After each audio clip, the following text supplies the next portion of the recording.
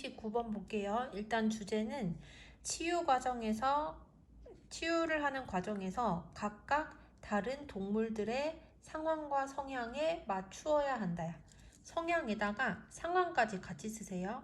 자, 그래서 첫 번째 문장부터 보시면 어떠한 두 동물도 똑같지 않다.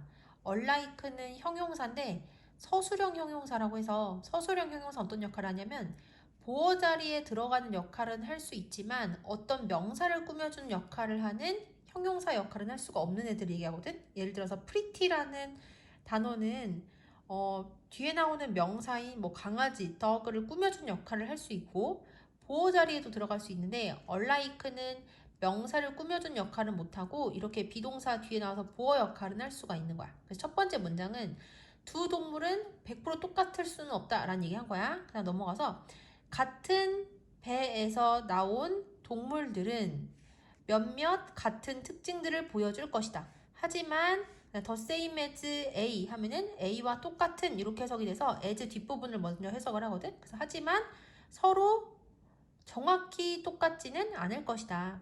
그렇기 때문에 그들은 치료 활동 동안에 완전히 같은 방식으로 반응을 하지는 않을지도 모른다.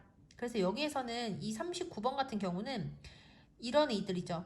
앞문장과 뒷문장을 내용상 연결해주는 이러한 접속부사 문제가 나오기가 쉽거든. 근데 접속부사 문제는 시험에 어떤 식으로 나오냐면 한 지문에 접속부사 두 개에다가 빈칸을 만들어 놓고 A와 B 자리에다가 어떤 접속부사를 쓰는 게 맞는지 고르는 문제가 많이 나온단 말이야. 그래서 여기서는 따라서라는 단어가 나온다는 걸 확인을 해야 돼.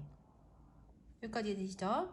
자, 그래서 지금 앞부분에서는 동물들이 같은 배에서 나오면 비슷한 특징을 보일 수도 있지만 완전히 똑같진 않다고 했지. 그렇기 때문에 결론적으로 치료 활동 동안에 완전히 똑같은 방식으로는 반응을 하지 않을 수도 있대. 그냥 넘어가서 여기까지는 두 동물은 완전히 똑같지 않으니까 그래서 치료 활동에서 완전히 똑같이 반응하지 않을 거다라는 얘기했고, 그 다음에 또 두 번째, 환경적인 요인들은 그 동물이 치료 동안에 어떻게 반응을 할 것인지도 또한 결정할 수 있다. 예를 들어 구호센터에 있는 고양이는 가정집 환경에 안에 있는 그러한 고양이보다 매우 다르게 반응할 것이다.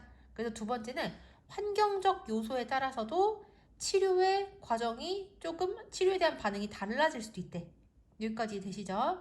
자, 그래서 여기서 또 알아둘 게 뭐냐면 일반적으로 대는 주로 비교급이랑 같이 많이 사용을 한다고 생각을 하잖아. 근데 앞부분을 보면 비교급이 따로 없어요. 된 같은 경우는 거의 대부분 비교급이랑 같이 사용을 하지만 비교급이랑 사용을 하지 않아도 두 가지를 비교하는 뉘앙스가 조금이라도 들어있으면 얼마든지 사용이 가능하다는 거야. 여기까지 되시죠? 그리고 이 126번 보면은 큰 문장 안에 how로 시작하는 간접 의문문이 들어가 있기 때문에 어떤 어순으로 써야 된다? 의주동 어순으로 써야 되고요.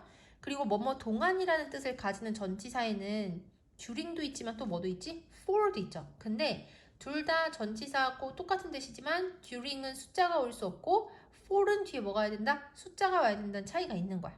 여기까지 되시죠? 자, 그래서 두 번째가 뭐다? 환경적 요인 때문에 치료에 대한 반응이 달라질 수 있다라는 얘기를 한 거고요. 자, 세 번째.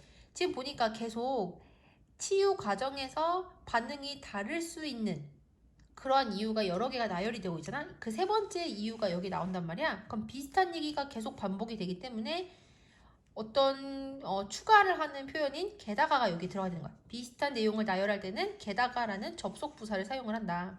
게다가 하고 얘가 주격 관계 대명사거든요. 왜냐면 that을 가렸을 때 경험하다라는 동사로 시작을 하니까. 그러면 우리가 관계 대명사 나오면 뭐 하기로 했어요? 관계 대명사 절에 괄호치기로 했지. 그래서 that부터 여기까지 괄호치고 화살표가 이렇게 되는 거야. 그래서 게다가 신체적인 질병에 대해 치료를 경험하는 동물들은 감정적인 동요에 대해 치료를 받는 그러한 동물들보다 다르게 반응할 것이다. 어떤 질병이냐에 따라서 또 다르게 반응을 할 수 있대.